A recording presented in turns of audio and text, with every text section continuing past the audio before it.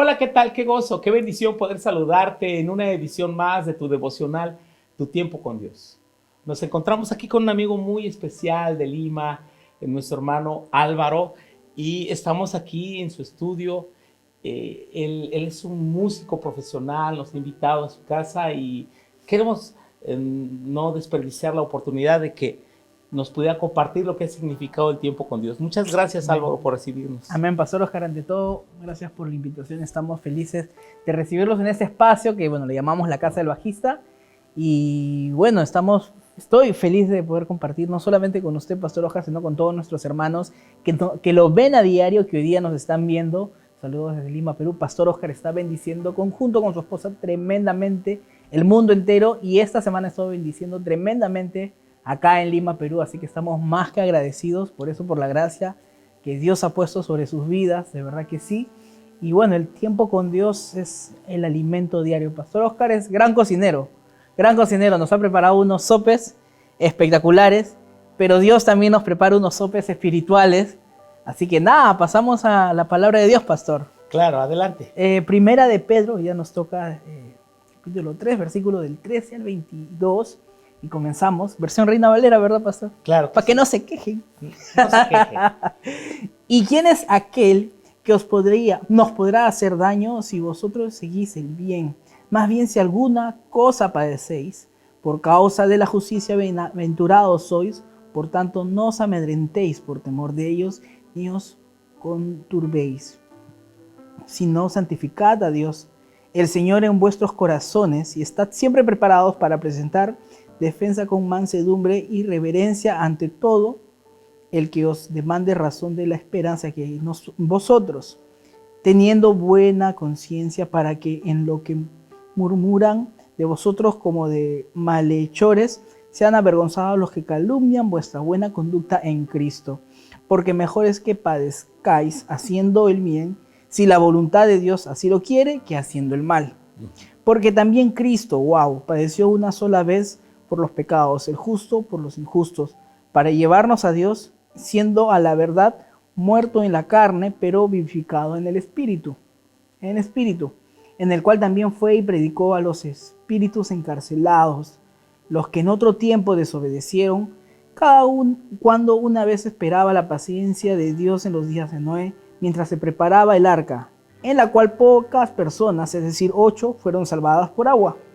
El bautismo que corresponde a esto ahora nos salva, no quitando las inmundicias de la carne, sino como la aspiración de una buena conciencia hacia Dios por la resurrección de Jesucristo, quien, habiendo subido al cielo hasta a la diestra de Dios, y a él está sujetos ángeles, autoridades y potestades. Wow. Tremendo. Este es un pasaje impresionante. También es de los más difíciles de explicar del Nuevo Testamento.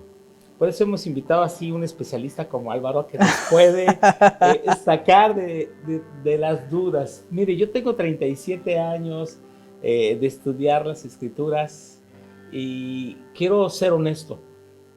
Yo no tengo todas las respuestas a las dudas que surgen de repente cuando estudiamos la Biblia. Uh-huh. Pero el tema de hoy tiene que ver con el significado de la aflicción. Oye, Álvaro, ¿por qué crees que Dios permite que los justos sufran? El contexto de la carta de Primera de Pedro es un contexto de persecución del primer siglo. ¿Por qué será que Dios permite el sufrimiento en los justos? Es tremendo eso que usted menciona. La verdad es que personalmente creo que Dios, en medio de esos desiertos, nos hace más fuertes. Y algo que me impacta a mí es que, porque también Cristo padeció y Él es el ejemplo en todo tiempo, y bueno, Él también sufrió más de lo que un ser humano normal hubiera podido sufrir. Y es lo que nos toca a veces como cristianos. Que si yo me acuerdo cuando era muy joven y yo estaba siempre en mi primer amor y sacaba pecho, yo soy cristiano, y estaban siempre los que, digamos, acá le decimos, te vacilaban, se burlaban un poco de ti. Pero aún así yo siempre me decía a mí mismo, no, Señor, pero tú no, si no te avergonzaste de mí, yo tampoco me voy a avergonzar de ti, ¿no? Pero sí, a veces son cosas que no entendemos tampoco, son Pequeñas cosas que, claro, se pueden burlar de nosotros, pero cosas peores, tribulaciones más fuertes, momentos, episodios en nuestra vida más fuertes. Y los apóstoles y la gente de esta época lo vivieron mucho, ¿no? Sí, por supuesto. Y desde el primer siglo hasta ahora, el cristianismo ha sufrido persecución. Dios permite las pruebas, el sufrimiento en el creyente para que nosotros podamos mostrar la calidad de nuestra fe, si de verdad estamos en serio con Él. Ya desde el capítulo 1 habló que la fe es probada, así como se prueba el oro. El oro se prueba por medio del fuego. Entonces, un creyente genuino en el fuego de la prueba se puede mantener firme. Y en el caso de los cristianos, que eran tratados como malhechores, como criminales. Así es. Como usted estaba hablando, incluso los quemaban vivos. Imagínate el sufrimiento, el padecimiento y literal gente con una convicción, con una fe tremenda, porque mucha gente dice que lo vieron, pero hay otros que no lo conocieron a Jesús. Pero es como cuando uno, me hace acordar, cuando uno va a las guerras y mueres por tu patria, ¿no? Porque claro, yo defiendo mi bandera, pero acá ellos están defendiendo algo mucho más allá que esta convicción que a veces puede ser fuerte, defender a Cristo y esa fe de que Él tiene algo preparado en el cielo para todos nosotros. Es tremendo, es tremendo. Es. Ahora, la pregunta de por qué los justos sufren. Hay personas con un espíritu de crítica, vienen, tú estás pasando un momento difícil y dicen, seguramente Álvaro, estás escondiendo algo, por eso te va así, por eso te fue mal, por el pecado. Y así como venían los amigos de Job justo y pensaba lo mismo. Sí, y Job no había hecho nada malo, pero Dios permitió que su fe fuera probada. Exactamente. Otra cosa, pastor, que me impacta es la representación en los días de Noé, cómo fueron salvados del agua, ¿verdad? Y justo cómo compara el bautismo a ese hecho que sucedió muchísimo tiempo atrás, ¿no? Es tremendo la comparación que Pedro hace en este momento sobre eso. Y ahora solo fueron 10 personas, no es su familia. Imagínate. Sin embargo, este texto ha sido muy confundido por muchos, mal interpretado, porque entonces le dan un valor salvífico al bautismo. O sea, que si alguien no se bautiza, no puede ir al cielo. No está hablando Pedro, y el contexto del Nuevo Testamento pues, no enseña eso. El bautismo es una expresión externa de una fe viva. Pero hubo personas que no se bautizaron y fueron salvas. El ejemplo es el ladrón en la cruz, ¿no? Jesús le dijo, de cierto te digo, hoy estarás conmigo en el paraíso. Pero cuando la Biblia habla acerca de que el bautismo que salva es aquel bautismo el cual el creyente está expresando genuinamente su fe en el Señor, pero le salva la fe en el sacrificio de Cristo, y por eso hace una confesión pública bautizándose, siendo alguien obediente. Algo que hizo Noé es que él fue obediente al mandato de Dios, y por eso fue salvo de ese juicio que vino. También otro texto ahí que es difícil de interpretar es cuando que Jesús, cuando él murió, fue y predicó a los espíritus encarcelados. ¿Quiénes son estos espíritus encarcelados? La verdad es que la Biblia no brinda respuestas así certeras en eso. Hay hipótesis, y un día el Señor nos lo revelará y confirmará. Hay quienes que interpretan que esos espíritus encarcelados se refiere a la generación prediluviana, aquellos que murieron en el diluvio. O sea, desde Adán a Noé, el mundo estaba habitado.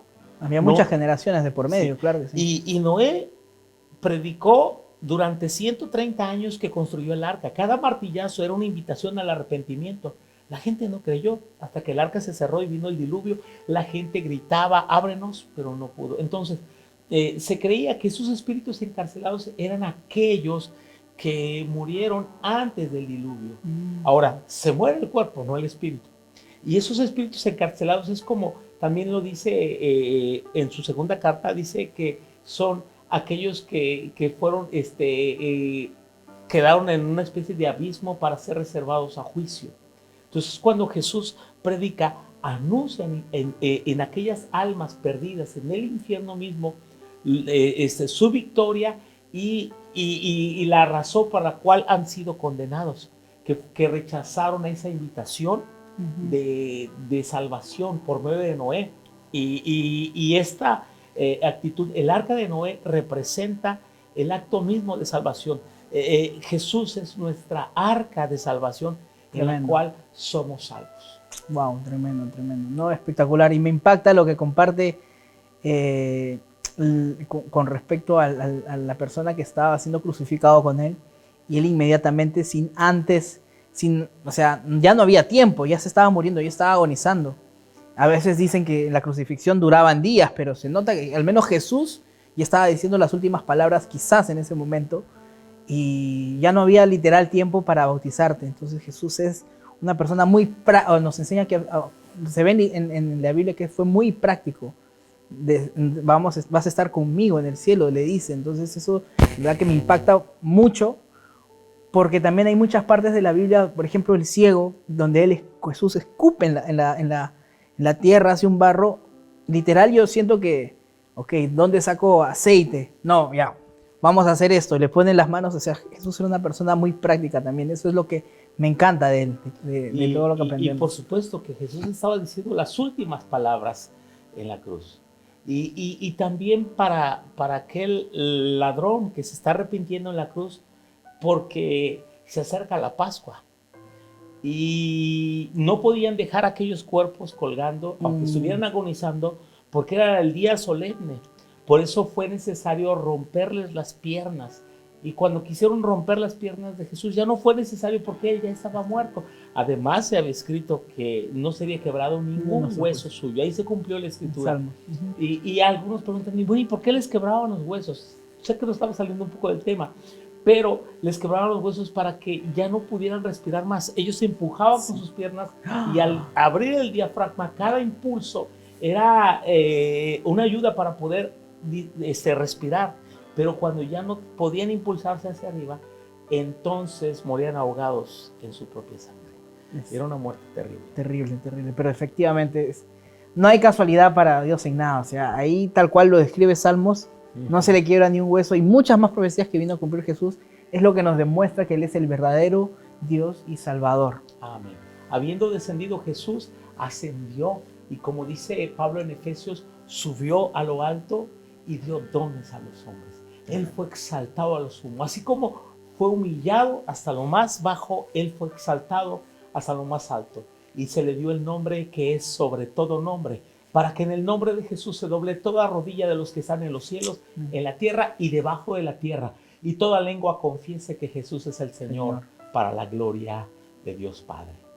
Álvaro, ¿por qué no terminamos con una oración? Claro que sí. Que están meditando con nosotros. Claro que sí. Oramos, pastor. Claro. Señor, gracias por este día, jueves 6 de junio, un día irrepetible del 2024, y sabemos que tú tienes un plan perfecto para cada uno de nuestros hermanos que nos están escuchando. Gracias por tu palabra, Señor, porque nos enseña a diario, nos da de comer espiritualmente. Y gracias por este ministerio del tiempo con Dios que nos ayuda, Señor, que es una herramienta. Y gracias, Señor, porque tú eres el que nos habla a diario. Y, Señor, abre nuestra mente, abre nuestro espíritu, nuestra alma, para poder aprender cada día más de ti. Gracias por tu palabra que hoy nos enseña, Señor. Hoy nos enseña, que ensancha nuestra fe, Padre Santo, y bendice a cada uno de mis hermanos que nos está viendo en estos momentos. Bendice su casa, bendice sus generaciones, Señor. Bendice y ensancha esa fe, Señor, que ellos tienen en ti. En el santo nombre de Jesús. Amén. Amén. Que Dios te bendiga. Te enviamos un fuerte abrazo a la distancia.